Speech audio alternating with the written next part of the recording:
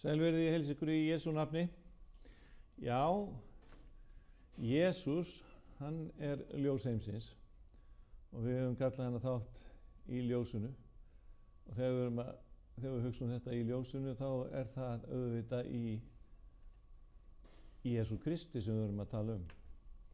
Ég minni á þetta stöðugt að Jesús hið sanna ljós og við viljum vera hluti af því ljósi sem að Jesús og við viljum lýsa og vera það fólk sem að Guð notar til þess að upplýsa heiminn orð Guðs og gefa Guði dýrðina fyrir það sem hann hefur gert í okkar lífi og biðjum þess að ef að þú hefur ekki eignast þetta ljós inn í þitt líf, það segja Jesú Krist, að það megi vera þitt hlutskipti nú. Hjá mér, hér í dag eða kvöld, ágætis bróðir sem heitir Kristján Guðbjartsson Bergmann og vertu blessaður bróður og velkomin hér í þátt til okkar hér á Omega. Takk að fyrir. Og ég var nú aðeins að ræða við þig áður heldur en að upptakan hófst og spyrjaði hvaðan þú værir upprunnin og hverju væri foreldrar þínir og ég bara endurtek það aftur. Hvað ertu fæddur og hverju eru foreldrar þínir? Já, ég fæddur uppalinn í Reykjavík og fæddur 12. nóvember 1942, þannig að ég að verða 74 ára núna eftir nokkra daga. Og ég bara alin upp í kristinni trú og faðir minn var fæddur og uppalinn í Reykjavík, hann var frá Ísafirði og í föðurætt og hljósliðinn í móðurætt. En móður mín hún var frá Stokkseyri og Kambi í Flóa og sá bær nú þekktur í sögunni að því hann var nú rændur hér fyrir á öldum. Já, Kambsránið fræga. Kambsránið. En bróðir Kristján, þú sagði mér að þegar ég spurði þig áðan að þú hefðir allt þitt líf og myndir ekki eftir neinum sérstöku tíma sem að þú hafi tekið við Jesú Kristi sem frelsarðinum og drottni á neinum sérstöku augnabliki í lífinu heldur fundist þú hafa alltaf fylgt Jesú Kristi. Já, mér finnst að það hefur bara alveg verið frá því ég man eftir mér fyrst, það var náttúrulega móður mín sem að kendi manni bænir og annað og hafði fyrir manni Guðs orð og kristna trú og ég man ekki eftir öðru, svo var ég ungur í KFM og kynnti sér að Friðriksinni og Magnúsi Runólfssyni og fleiri góðum mönnum þar. Ég stundaði það talsvert mikið á andastíknum þegar ég var unglingur og krakki og ég var í Vatnaskógi í 3 sumur með séra Friðrik og Magnúsi Runólfssyni og það var ákaflega gefandi og lærdómsríkt og mikið lærdóm og hróðleikur úr biblíunni sem að manni var kennt hjá séra Friðrik og Magnúsi Runólfssyni. En móðir þín kannski aðal kennariðin eða í upphafi í kristdómi og færir þig inn í þetta. Og þú nefndir stað eins og Bræðraborgarstíg, þar sem Jón Betuelsson. Já, ég fór með henni á samkomur hjá Jóni Betuelsinni skósmið á Bræðraborgarstíg 34 og það voru mjög góðar samkomur. Hvað varstu gamall? Þá ég svona 10 ára eitthvað svoleiðis. Ég trúi að því. 10-11 ára. Ég fer með henni á samkomur þar og svo bara var K5 aðal starfið. En hvaða prestur femdi þig? Það var séra Jón Thorarinsson og hann fremdi mig í fríkirkjunni og það var nú þannig að hann var nú svolítið kvefaður, þannig að hann fékk Árelíus Níelsson til þess að tóna fyrir sig. Í messunni, þá þótti það vera alveg nauðsynlegt í Fyrirkirkjunni. Að presta til tónuð. Syngju hérna.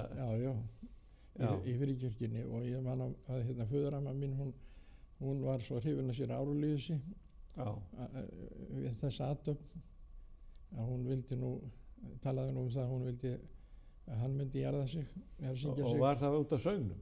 Já, það lítur að vera, hann tónaði. Já. En hérna, þú nefndir hérna menn eins og hérna, séra Friðrik Friðriksson og hérna og fleiri ágæta og hérna og mér skilst að hann hafi haft mikil áhrif á þig, þú þegar búin að nefna hann og Vatnaskó. Já, hann hafði mikil áhrif á mig. Og hvernig hérna... Og Magnús Unnarson líka, séra Magnús. Það langar mér, og það var líka áður um femdist. Já, bæði áður og eftir, sko. En þegar þú fermist, Kristján, þá hérna, þá játarðu Jesú Krist. Já. Og það er svo, af því ég er sjálfur prestur, og hef fermt svo mörg börn, og hérna, og náttúrulega fermst sjálfur. Já. Og ég man það þegar ég fermdist, þá skildi ég þetta, jafnvel þó maður læriði nú hverið, sennilega sama hver og þú lærið, ekki það mörg ára á milli okkar. Nei. En hérna, það var nú sér Óskar Þorláksson sem fermdi mig í Dómkirkjunni. Já.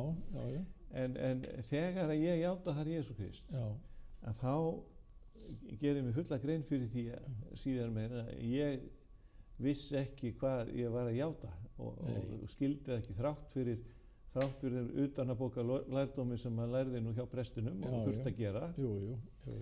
Að þá var það nú svo að þó ég hafi játað með munninum, þá er ég alveg viss um það að ég játaði ekki Jesú Krist með hjartanu þá. Og það, sem sagt, og hérna, það var ekki, sko, það er alltaf skrítið að segja það, sko, 14 ára, gamla núlinga, hann sé ekki einlægur. Ég held að margir séu því miður ekki einlægir þegar það er ætlast til þess að þeir játi Jesú Krist af foreldrum og samfélaginu. Það hefur verið fram að þessu.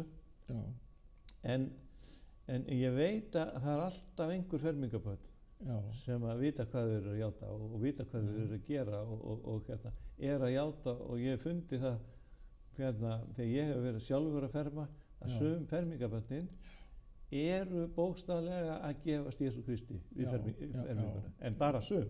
Já, það er... En þá langar mig að spyrja þig, sko, af því að þú ólst nú upp við þetta alltaf. Friðrik, móður þína og séra Friðrik, hérna, var játningin þarna alveg komum frá hjartanu og ekki bara með vörunum? Já, ég tel það að vera, sko, það er búið mikla lotningu fyrir þessu fermingunni, sko.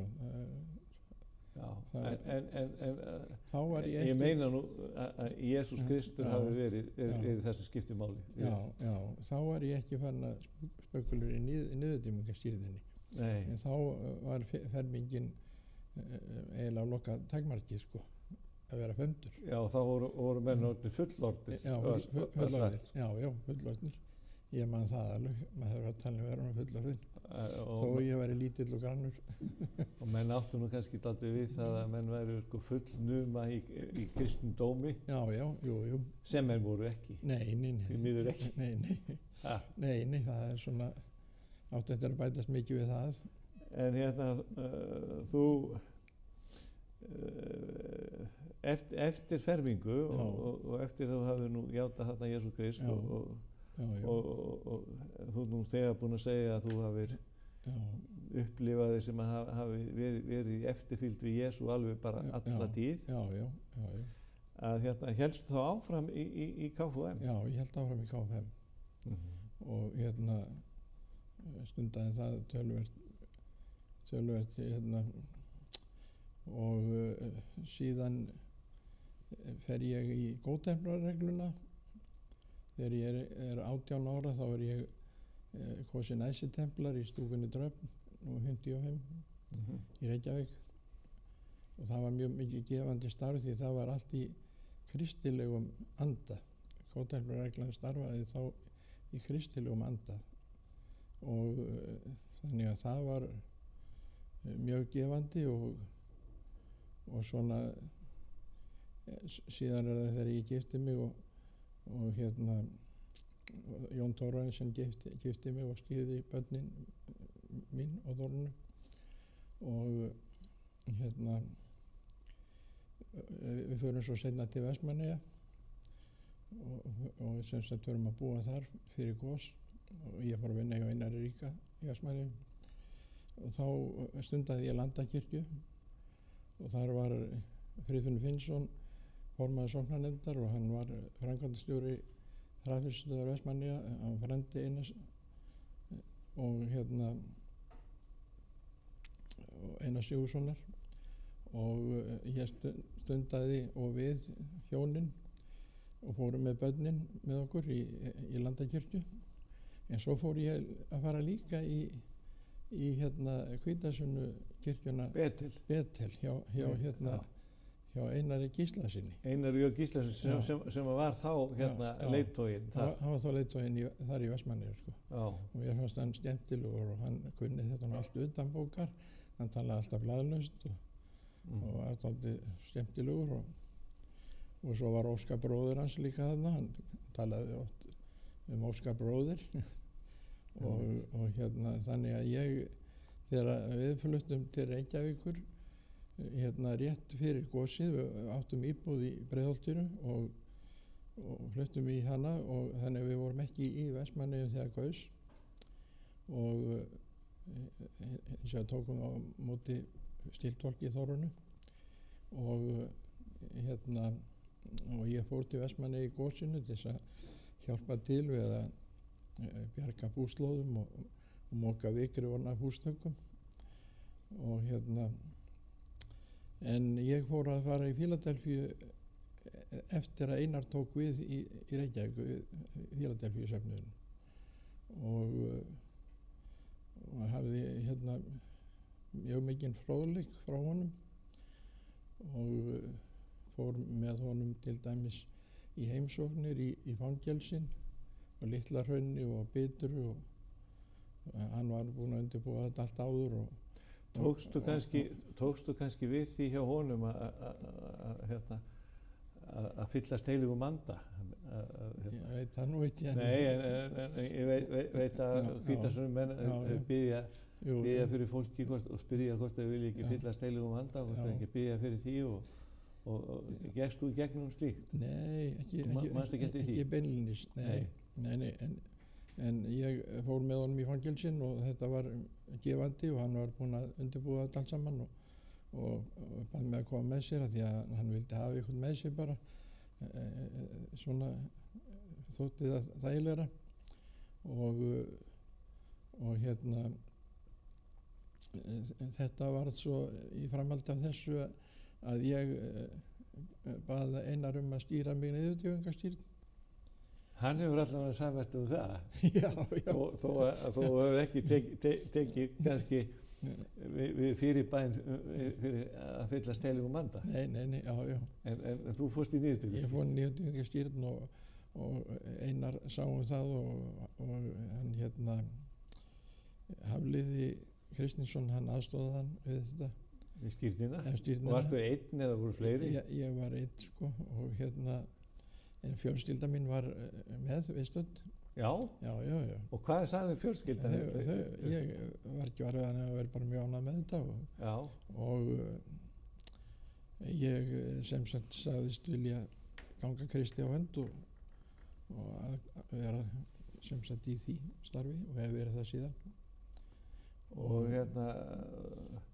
en þessi skýrð sko af því að þú hefur líka verið mikill þjóðkirkjumaður og kannski enn. Jú, líka, já. Og að þá hlýtur það að hafi verið svolítið sko barátta hjá þér. Nei, það var engin barátta. Það var engin barátta. Þú ert alveg vissum að þau rök sem að Einar J. Gíslason bar fram fyrir skýrð, niðurdýfingaskýrð, að það væri biblíulegt og það væri rétt. Já. Og Einar sagði mér reynda líka, hann hefði skýrt nokkra presta, þjóðkirkjupresta, sem voru hættir jafnvel störfum og vildu láta skýra sig niðurdífingastýrn eins og Kristur. Og það var svona eins hjá mér. Og ég vildi sem sagt gera þetta. Og hefur það alveg á hreinu en þá í dag hver röksemdafærslan er fyrir þessari niðurdífingastýrn í Jesú nafni? Já, það er stýrn Jesú Krists í ánu Jórdan. Af því að hann var skýrður niðurdífingastýrn. Já, af því að hann var skýrður niðurdífingastýrn. Þá er það leiðbenning til sem sagt trúaðs fólks að láta gera þetta líka svona. Já, en önnur biblíuleg rök, notaðu þau líka? Já, en sérstaklega þetta með Krist. Það er ein rök hjá Páli postula og það er að þetta sé skírnar gröf, að maður sé grafinn fari undir yfirborðið í lauginni og rísi svo upp til nýs lífs þegar maður stígur upp úr vatninu. Jú, það er rétt. Og ég fellst á þessi rök þó ég sé þjóðkirkjuprestur. Já. Og hef líka verið skýrður niðurdífingastýrn. Já, þú hefur skýrður niðurdífingastýrn, já. Þetta er allt saman mjög merkilegt. En þú... Barnastýrnin er náttúrulega, þá er verið að gefa barninu nafn fyrst og fremst og hún er góð blessun. Já, ég er sammála því líka. Það er svona, það er ágætis barnablessun og þau fá virkilega Guðs blessun. Það talaði Guðs orð og þau eru blessuð. Jú. En það er eitt félag sem ég veit að þér hefur þótt vænt og þú ert með merki félagsins í barminum. Það er Gídeon félagið. Já, Gídeon félagið. Það var nú þannig að þegar við vorum í Áskirkju þegar sér Árnibergur var nú prestur þar og við störfuðum þar mjög mikið hjónin og þá var nú dóttur okkar fremd í Áskirkju og við gáfum henni Biblíu. En það voru frekar fábörn femdi í Áskirkju þegar það er engin skóli sem heyrir undir Áskirkju. Skólarnir heyra undir Langholtskirkju og Laugarnskirkju. En það voru þó nokkuð börn og þá tók kona mín upp á því að gefa hinum börnunum líka biblíur. Og það gerði hún í nokkur ár. Og þegar hún hætti þá tók safnaðarfélagið við og nú er farið að gefa biblíur í mörgum kirkjum sem er út af þessu upphafi. En ég fór að spökula því ég hefði áhuga að gefa Nýja testamentið og það var búið að biðja mig í mjög langan tíma að gangi í Gídeon félagið. Það var ég taldi að þetta væri það dýrt að ég hefði bara ekki ráð á því með heimili það er kannski rétt að skjóta því inn í hvað er Gídeon félagið og hvað stendur það fyrir og hvers vegna sækjast margir eftir að vera þar með og segðu okkur aðeins og svo áður hún heldur áfram.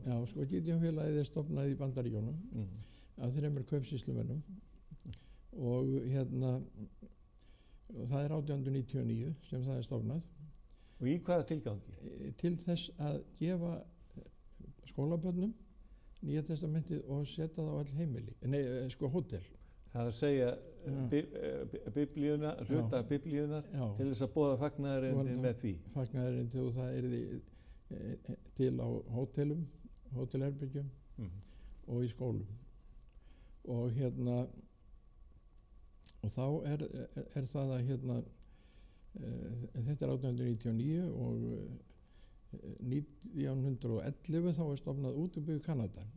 Þetta í Wisconsin í Bandaríkjunum sem ekki mjög langt frá Chicago, þó að það sé kannski langt á íslenskum mælikvarða, en með að veglendir í Bandaríkjunum þá þetta ekki mjög langt þarfrá.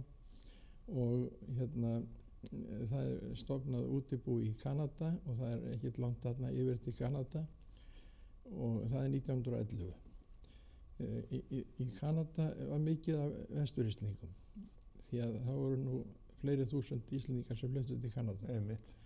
Og séra Friðriksson í KFM, hann fór margar ferðir til Kanada og þar kynntist hann Gideonfélaginu í Kanada og hreifst af þessu og hann það sem sagt hann sem sagt fær síðan Vestur-Íslendinga til að koma til Íslands 1945 í lok heimsstyrjaldarinnar til þess að stofna útibú á Íslandi fyrir Gideonfélagið og það 1945 sem það stofnað í KFUM en stofnendurnir 3 sem voru kaupsýslumenn þeir settu þær reglur að það mætti enginn vera í Gideonfélaginu nema að hann hafi eitthvað starfað við viðskipti, verslun og viðskipti af því þeir voru sjálfur kaupsýslumenn eða sölumenn.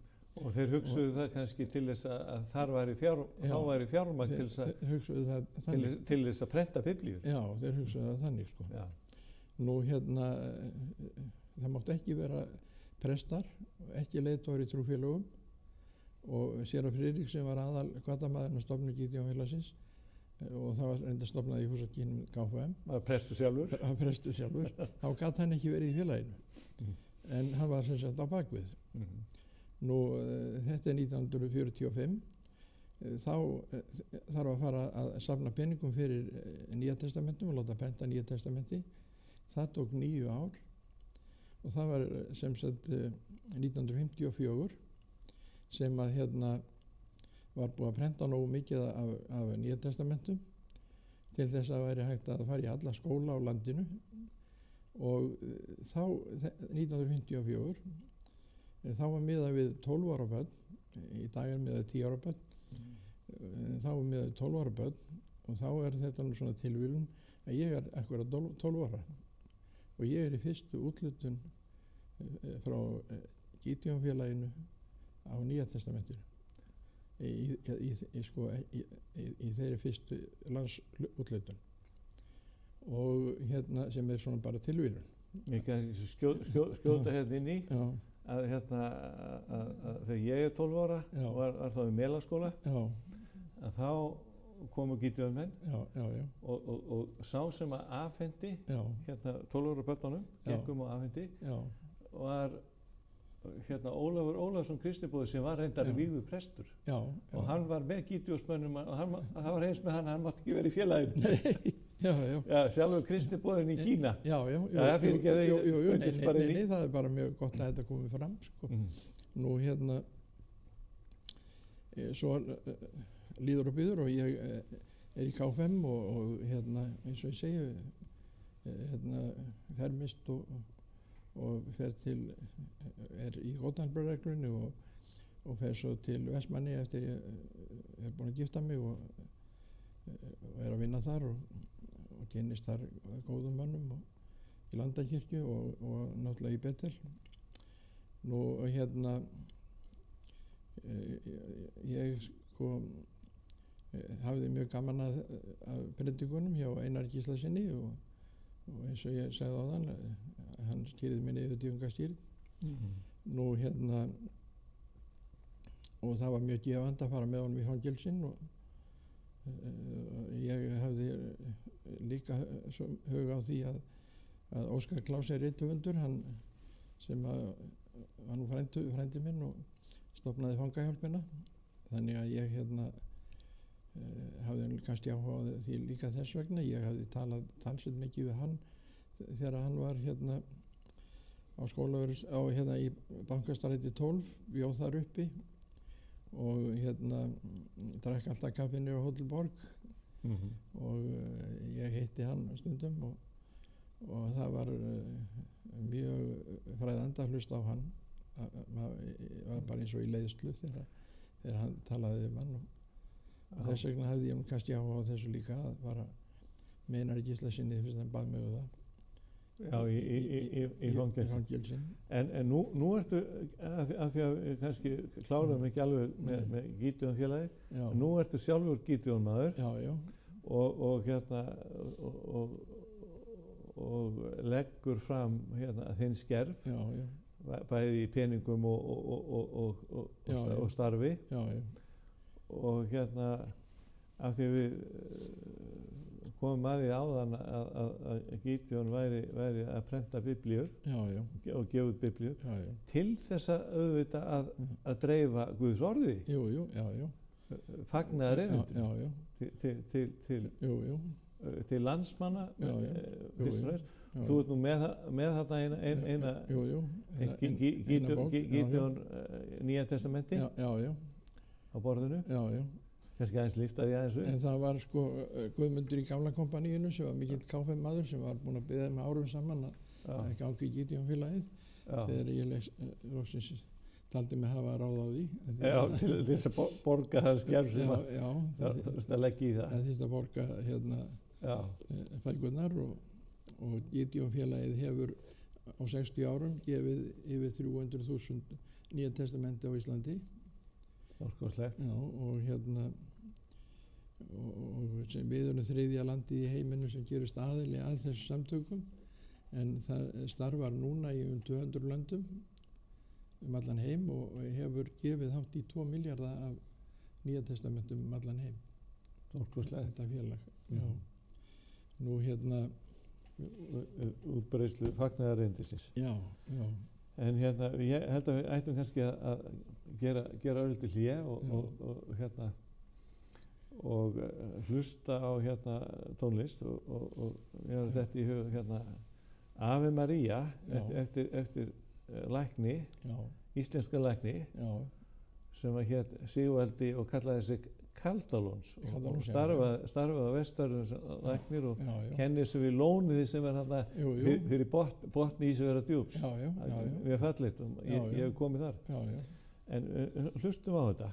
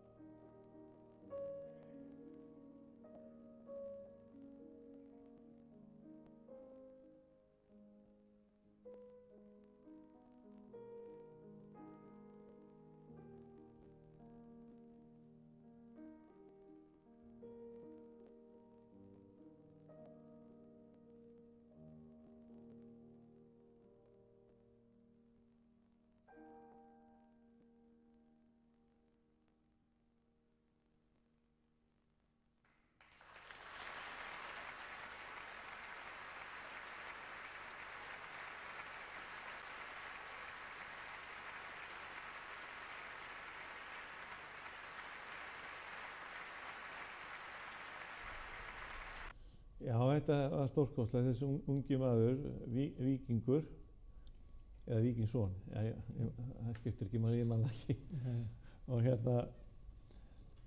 hann leikur þetta alveg stórkostlega lag, Ave Maria, eftir Sigvalda Kaldalóns. Og mér langaði að segja svolítið það að við sem erum höfum tilheyrt lútersku kirkjunni og ég er lútersku prestur, að við höfum verið svolítið varkárir í því að tala Maríu því að kaþólikkar væri svo miklir Maríu dýrkendur en við þurfum að gæta þess að María, hún er alveg sérstök, við þurfum að upphefja hana í minningum hana, ekki til þess að dýrka hana eða trúa hana, við trúum á Jesú Krist, frelstarana sem hún fædd inn í þennan heim. Og það er ýmislegt sem við höfum farið á misvið, á ótta við að vera að kalla það kaþólikkar, við tölum til dæmis oflítið engla, vegna þess að við erum svo hræddir að vera kallaði kuklarar því að margir kuklarar tala mikið engla. En nú langar mér að snúa máli mínu aftur til þín, Kristján, og spyrja þig hvort að þú hafir upplifað eitthvað svona yfirnáttúrulegt, til dæmis einhverja sérstaka nálgun við Jesú eða Jesú við þig, hvort þú hafir upplifað það á þinni tíð. Já, þegar ég var 12 ára gamall þá dreymdi mig að ég væri á Arnarhóli og væri að horfa til austurs og það sem Hæstiréttur er núna, þar á móti sem sagt. En á þeim tíma þá hefur verið sænsk-íslenska frystihúsið þar? Nei, það var hinum megin, það er Seðlabankinn er. En þetta landsbókasafnið. Já, hvíta húsið þarna, gamla flotta. Já, og það var þá gangbraut niður að sem sagt Alþýðuhúsinu sem var hérna í Hverfisgötuna. Og mér finnst ég að vera þarna við þessa gangbraut og horfa til austurs og Jesú Kristur er þarna líka og við horfum til austurs og ég geng sem sagt og sest við hliðina á honum og þetta er draumur sem að líður mér aldrei úr minni. Ég er 12 ára þegar mér dreymir þetta. Að ég er þarna með Jesú Kristi. Og við hlið hans. Við hlið hans, já. Og hefur þú upplifað það að Jesú sé þér við hlið í þínu lífi? Ég tel það að vera. Ég finnst hann vera alltaf nálægur. Og reyndar hefur mér verið sagt að það sé kona alltaf vera við hlið. En ég finn fyrir nærveru svona og þó ég veit ekki kannski nákvæmlega hvað það er. Ég veit. En þannig að það er nú svona. Því ég nefndi innskotunni engla. Já, ég get sagt þér með engla þó ég hafi kannski ekki upplifað það sjálfur en langafi minn Ámundi Sigmundsson í Kampi í Flóa. Hann var 99 ára þegar hann dó og hann sagði, hann var nú svona mestu leyti við rúmið þó ekki alveg síðust árin en hann sagði alltaf sérðu englana hérna, það eru englar hérna í kringum mig allstaðar. Sagði hann? Sagði hann. Og gast þú svaraði einhverju við því? Ég gat einhver svarað. En það er merkilegt að reikningin er alveg ótrúlega oft nefnir engla. Og til dæmis stendur í Hebreabréfinu, fyrsta kaflanum, þá segir síðasta versið í þeim kafla, 14. versið, segir svo englana, en ég les frá 13, það segir svo, en við hvern af englunum hefur hann nokkuð sinni sagt, Guð, almáttugur, set þig mér til hægri handar uns ég gjöri óvinni þína að fótskör þinni. Og það er merkilegt að því þú talum að hafa sest við hlið Jesú Krist og og í raun og veru höfum við fyrirheit, við sem hefum gefumst Jesú Kristi að vera jafnvel brúður hans sem kirkja sko, þessi gefna kirkja, alvöru kirkja setist honum við hlið í hans ríki. Og svo stendur hérna englana, en hverja á englanum hefur hann sagt, og svo eru þeir ekki allir, það segja englarnir, þjónustubundnir andar, útsendir í þeirra þarfir sem hjálpræðið eiga að erfa. Sem hjálpræðið, og hvað er hjálpræðið? Og hérna, hverju myndir þú svara því? Hvað er hjálpræðið? Það er þeir sem trúa á Krist. Og hérna og boða hans fagnaðar erindi. Já, þeir raun og veru erfa hjálpræðið. Já, þeir erfa hjálpræðið. Og hérna, menn spyr alltaf hjálpræðið frá hverju, frelsi frá hverju. Já. Og hérna, og við hljótum að segja frá synd og dauða. Jú. En að því þú nefndir Maríu mey þarna áðan, sko, og Ísrael, að þá hérna voru sko 12 ættkvíslir Ísraels og Benjamínar voru 12. ættkvísl Ísraels og minnsti ættkvíslinn og sá ættkvísl sem að hérna stundaði mest lestur Gamla testamentisins og útbreiðslu Gamla testamentisins og María mey hún var Benjamíni og Jósef frændi Jesú var líka Benjamíni. Og þess vegna segja að Jesú hafi verið Benjamíni. Og Benjamínar þeir fóru hérna til Grikklands og þeir fóru líka til... Og þá ertu að tala um herleiðinguna 722 fyrir Krist þegar ættkvíslurnar 10 voru herleitar. Já, og þeir farið til Grikklands og þeir farið til Ítalíu og Frakklands og í Grikklandi voru þeir kallaðir, hérna Benjamínarnir voru þeir kallaðir sko gallar eða gaular en þeir voru keltar sko í hérna Frakklandi. Þeir fara til Bretlandseyja í hópum og hérna allra Bretlandseyja, þar með talið Færeyja og Íslands. Já, Færeyjar og Ísland voru hluti af Bretlandseyjum. Hérna, þegar að, sko, og til dæmis Gaulverjabær, hérna rétt fyrir austan Stokkseyri. Hann ber nafnið sko frá Gaulunum. Þess vegna heitir hann Gaulverjabær. Gallar. Og hérna, og þeir sem sagt komu löngu fyrir landnám Ingólfs. Getur verið, Kristján, að þetta orð gallar komi frá allt frá hérna orðinu Galilea. Þú heldur það? Já. Mér datt það bara allt inn í hug. Já.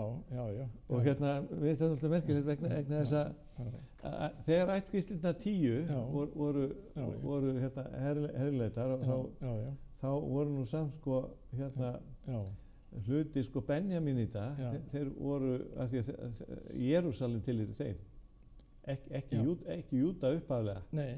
En síðan sko þegar að þeir þessar tvær ættkvíslir, Júda og Benjamín, voru herleitar sko til Babylon. Það var önnur herleining 120 árum seinna heldur en að ættkvíslurnar 10 voru herleitar. En þá komu við tilbaka aftur og settu staði í Júdeu og Galileu. En þá skiptu sko Benjamínir þetta svolítið frá Júdamönnum og urðu eftir og fóru sko frá sinni heimaborg og til Galileu. Og það er svolítið merkilegt að Jósef sagt að hann hafi farið til sinni heimaborgar frá Nasaret sem var í Galileu til til Betlehem sem var næsti bær við hérna Jerúsalem og hluti af landi hérna Benjamínita, en býðu nú við. Svo hérna, og ég haldum kláru nú að botna þess að þú ert að segja. Þá hérna, þá eru lærisveinarnir, þeir eru Galilíumenn. Lærisveinarnir voru allir Benjamínar nema einn. Og þá vissi Jesú alltaf ef einhver myndi svíkja hann, þá vissi hann hver það var. Það var Júdas, því að hann var ekki Benjamíni, en allir hinnu voru Benjamínar. Já, ekki veitu hvort það var það því að hann var... Nei, hann kann treyst sínum mönnum betur. En hann var Júda maður. Já. En hérna, þetta er svolítið merkilegt að lærisveinar Jesú eru í raun og veru þá Benjamínitar. Já, þeir eru Benjamínitar. En þú segir að Benjamínitar hafi farið norður. Ég er reyndar sammála þetta. Þeir fóru norður og voru á Bretlandseyjum og Eyjunum og kannski líka í Danmörku og Noregi, ég veit ekki. Já, sérstaklega Bretlandseyjum, öllum Bretlandseyjum. Já, einmitt.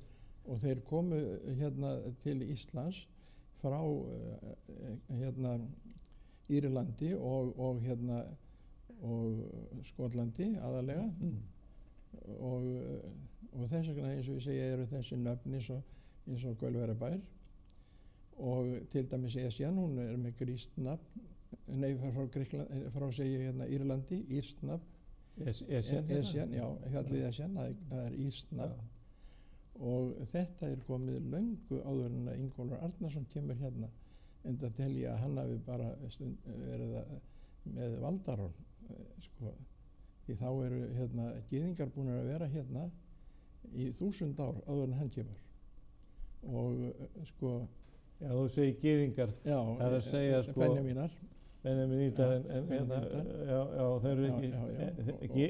Gyðingarnir eru raun og veru sko Júdaættkvísli. Já, Benjamínitar. En það er svolítið merkilegt með, af því að þeir eru spyrtir svolítið saman, Benjamínitar og Júdamenn, alltaf. Að þá segir nú Jesús að hjálparaði komið frá í gyðingum, á Júdamönnum. Já, frá gyðingum. En samt eru Benjamínitar, Benjamín ættbýlin, svona spyrst saman mjög mikið við hérna Júda. Og hérna... Og eru náttúrulega gyðingar líka. Já, og raun og veru kallamenn að lána við að Páll postuli kallaði þessi gyðing, sko, af því að hann var þetta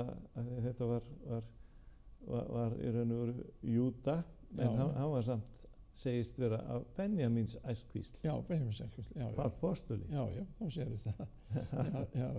Já. Nú hérna, þegar að skal ég segja Ingólfur Arnarson kemur hérna 870, þá ætlar hann leggur ekki í að fara inn til Vestmannaeyja. Hann var með stórt skip fjöldamanns í áhöfn, af því að þar var fullt af fólki fyrir. Nú hann ætlar að fara, sko hann fer með ströndinni og hann leggur ekki í að fara inn á Stokkseyri-Eyrarbakka.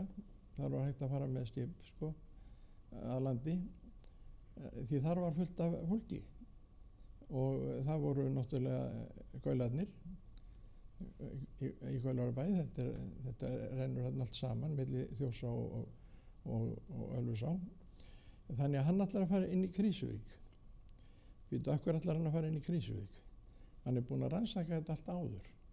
Þar er gott beitiland fyrir bæði kýr, hesta og kindur. Þar er vatn með silungi og þar eru gjöful fiskimið fyrir utan ströndina. En þar bara mætir hann heljar mikilli mótspyrnu. Því þar voru hérna krísar sem kallaðir voru, en sem voru í rauninni sko gallar eða gaular.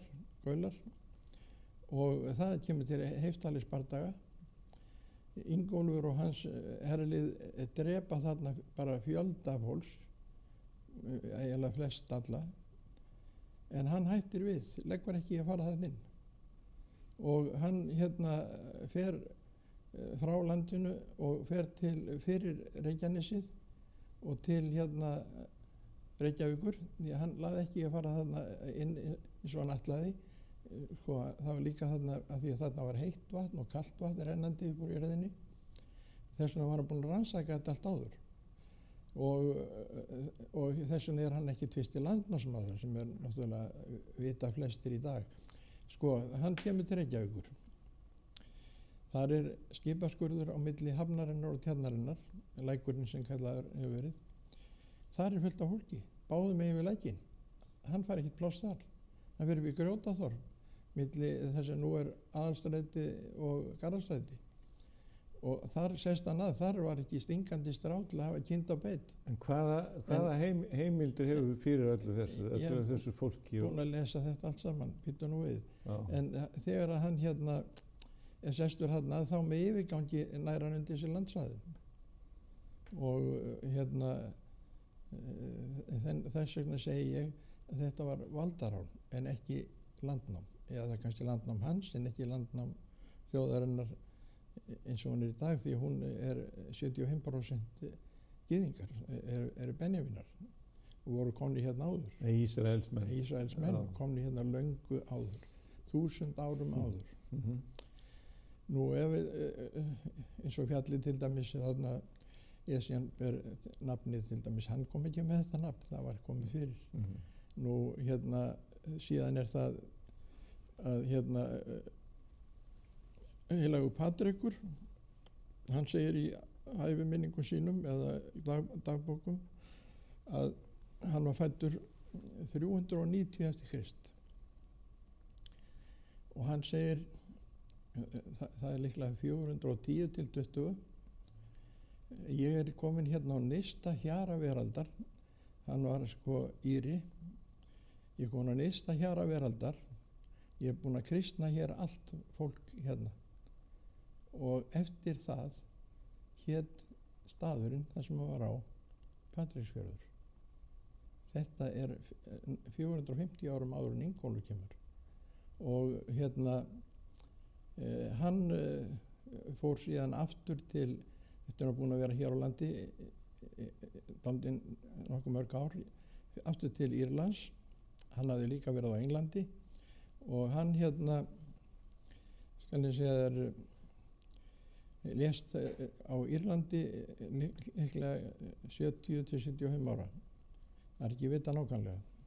En þetta er sem sagt það sem hann segir og þess vegna segi ég að þetta landnám er ekki rétt. Það hefur verið og voru þetta þá þessir benjamínítar? Já, benjamínítar. Voru þeir, eða gallar, eða hvað sem þau kölluðu, voru þeir þá orðnir kristnir? Já. Þeir voru allir kristnir? Þeir voru kristnir. Og menn tala það er allir sammála það að hér hafi jafnvel verið kristnir Írar, og eiginlega eru allir sammála það? Já, það eru allir sammála það? En einni höfðu víkingar líka tekið þræla á eyjunum og kannski líka á Íslandi. Já, það getur við.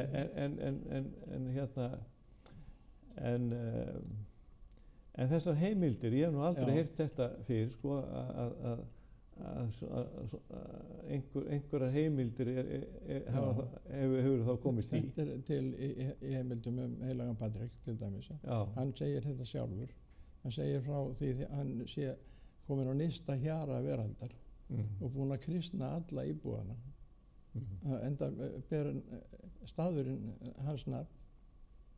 Og þetta er 410 til 20. Og þú telur út frá þessu að hann hafi verið að tala Ísland en ekki einhverjar aðra eyju eða eyjar? Nei, það getur ekki verið neitt annað en Ísland, Enda sér það nafnið Patreksfjörður. Já, þannig það er rétt. Þetta er nú svona og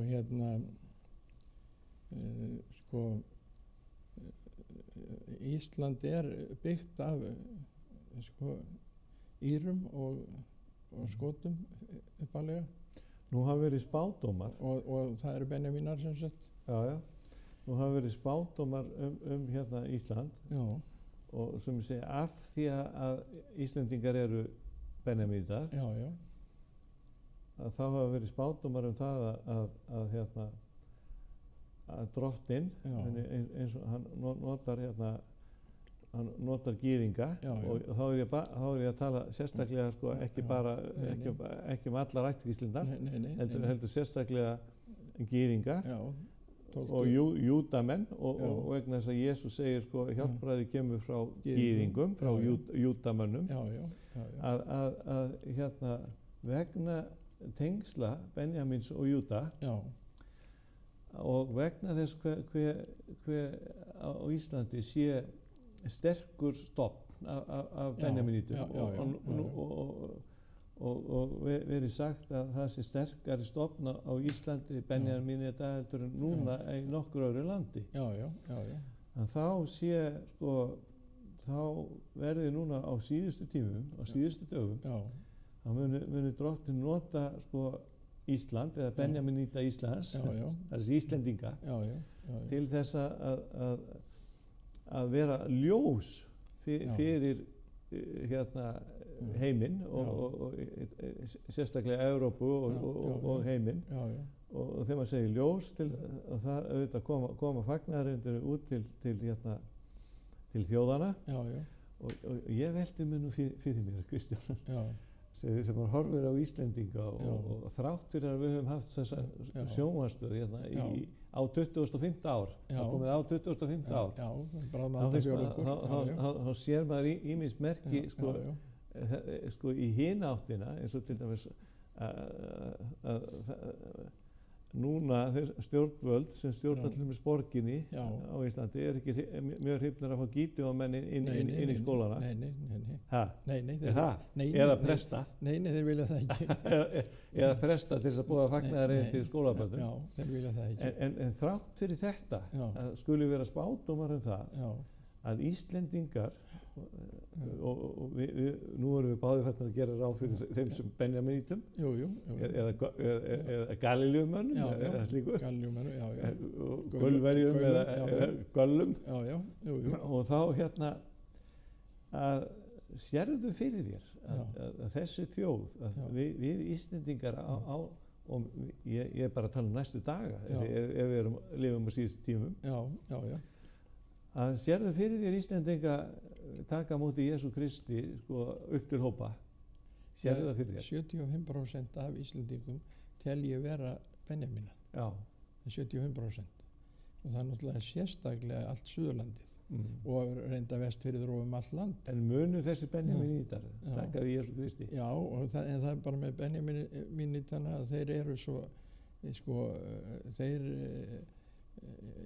eru hafa mikla þolinmæði, ofsalega mikla þolinmæði og þeir láta margt yfir sig ganga en seiglan er alveg endalaus og þeir þrauka þess vegna en þeir eru ekki með æsing eða læti en þeir þrauka. Sérstök blessun yfir Íslandi? Það er sérstök blessun yfir Íslandi, það er ekki nokkur. Og hefur verið? Já, hefur verið sko, það er ekki nokkur vafi. Og það er svolítið merkilegt að við skulum vera sko vopnlaus þjóð. Já. Á meðan að núna herfaðast sko stórveldin. Jú. Það er óskapleg þrautseigja í Íslendingum Benjaminitum. Já. Alveg óskapleg endalaust þrautseigja. Og þeir láta Benjaminitar allt yfir sig ganga en þeir rís alltaf upp. Þeir rís alltaf upp? Já, þeir rís alltaf upp. Og hérna, menn hafa þraukað í þessu landi sem hefur nú verið talið harðbýlt fram að þessu. Já. Og hérna, og sjósóknina, því að þú nefndir nú hérna sjósókn hérna. Jú. Þú tengdist því nú líka mjög í Vestmannaeyjum að hún hefur verið sko að þurft hörkutól til þess að vera stundar sjóin sérstaklega á vetravertíð hér við Spendurlandsins. Jú, en svo er annað að það er fólk sem vinnur í fiski eins og í Vestmannaeyjum og við sjávarútvegi einn að það er svo mikið gleði í þessu fólki. Það er bara gaman allstaðar, gleði í vinnunni. Ég upplifði það óskaplega mikla gleði. Ég ekki unnið með bara skemmtilegra og betra fólki. Það var svo mikið gleði sko.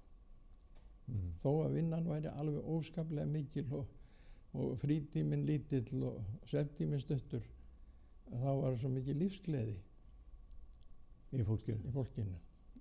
Og virðist vera að fiskurinn hafi þessi áhrif, ég veit ekki, en Kristur náttúrulega boðaði fiskveiðar og sagði mönnum hvar þeir ætti að leggja netin og Einmitt. Já. Já, það er hérna ef maður flettir nú í ritningunni og til dæmis í Gamla testamentinu, þá segir sko í síðari krónikubók, þá segir svo að þegar líður minn, sá sem við mig er kenndur, auðmýki sig og þeir biðja og leita auglits míns og snúa sig frá sínum vondu vegum, þá mun ég heyra þá frá himnum, fyrirgefa þeim syndir þeirra og græða upp land þeirra. Og hérna, og ég trúi því að þetta séu orð til okkar og til þjóðar okkar, því að við höfum kallað okkur kristna þjóð og kennt okkur við frelsarann Jesú Krist og það hefur verið hérna þjóðkirkja í þessu landi og hún hefur verið til blessunar. Já, verið það sko. Og við vonum að það verði, en vísu hérna er útlitið hérna. Já, þjóðkirkjan hérna fyrr á ölduðin eða kirkjan sem að ræktu klaustur og hérna aðra starfsemi, hún var náttúrulega bjargvættur fólks fyrr á öldum. Og að því ég myndist nú valdarán Ingóls, þá kom næsta valdarán 1550 þegar Danar konungur rændi hér völdum og Jón Arason var hálshöggvinn og lúterska kirkjan tók við. Hann bara gerði það í nafni lúterska kirkjan en þetta var raunverulegt valdarán. En við nú verðum við hætta. Svona er þetta alltaf, þetta líður svo fljótt. Þakka þér innlega fyrir bróðir Kristján og þeir sem heima sitið, þá ég vona að þið hafi orðið nokkur fróðar ýmislegt.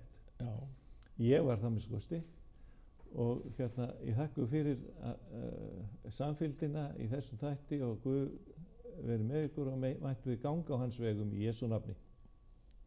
Amen.